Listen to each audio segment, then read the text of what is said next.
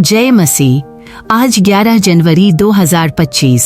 आज का वचन है यूहन्ना 1:16, क्योंकि उसकी परिपूर्णता से हम सब ने प्राप्त किया, अर्थात अनुग्रह पर अनुग्रह, एक परिपूर्णता का स्रोत।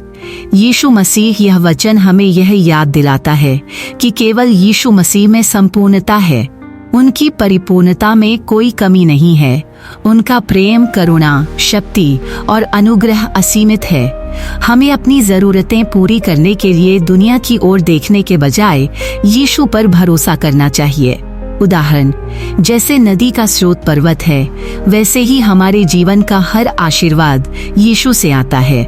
इफिसियों 2:8-9, क्योंकि विश्वास के द्वारा अनुग्रह ही से तुम्हारा उद्धार हुआ है, और यह तुम्हारी ओर से नहीं वरन परमेश्वर का दान है। यह कर्मों के कारण नहीं, ऐसा न हो कि कोई घमंड करे। 2. अनुग्रह की प्राप्ति। उपहार स्वरूप अनुग्रह का अर्थ है वह आशीर्वाद जो हमने अपने कर्मों के द्वारा नहीं कमाया, बल्कि हमें मुफ्त में दिया गया। अनुग्रह पर अनुग्रह का अर्थ है कि परमेश्वर हमें लगातार और नई नई कृपा देते हैं। आवेदन, हमें इस अनुग्रह के लिए आभारी रहना चाहिए और इसे दूसरों के साथ साझा करना चाहिए। 2.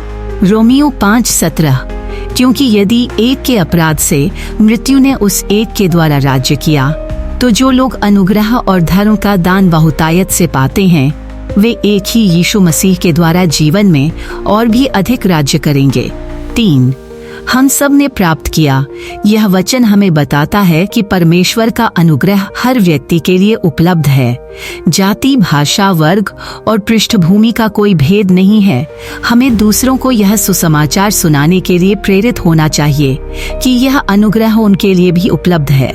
आवेदन, जैसे परमेश्वर ने हमें अनुग्रह से आशीषित किया है, वैसे ही हमें दूसरों को माफ करना और प्रेम करना चाहिए। 2 कुरिन्थियों 12:9 पर उसने मुझसे कहा, मेरा अनुग्रह तेरे लिए पर्याप्त है, क्योंकि मेरी शक्ति निर्बलता में सिद्ध होती है। इसलिए मैं बड़े आनंद से अपनी निर्बलताओं पर घमंड करूंगा कि मसीह की शक्ति मुझ पर छाया करती रहे। 4.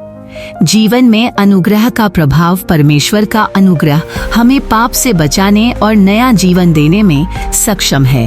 अनुग्रह हमें परिवर्तन करता है, हमें सही दिशा में चलने की शक्ति देता है और हमें यीशु के समान बनने में मदद करता है। आवेदन, हमें इस अनुग्रह को व्यर्थ नहीं करना चाहिए। इसे पाकर हमारे जीवन में परमेश्वर की महिमा झलकनी चाहिए। तीतुस 2:11-12, क्योंकि परमेश्वर का अनुग्रह प्रकट हुआ है, जो सब मनुष्यों के उद्धार का कारण है। वह हमें सिखाता है कि हम अभक्ति और सांसारिक अभिलाषाओं से इनकार करें और इस वर्तमान संसार में संयम, धर्म और भक्ति के साथ जीवन बिताएं।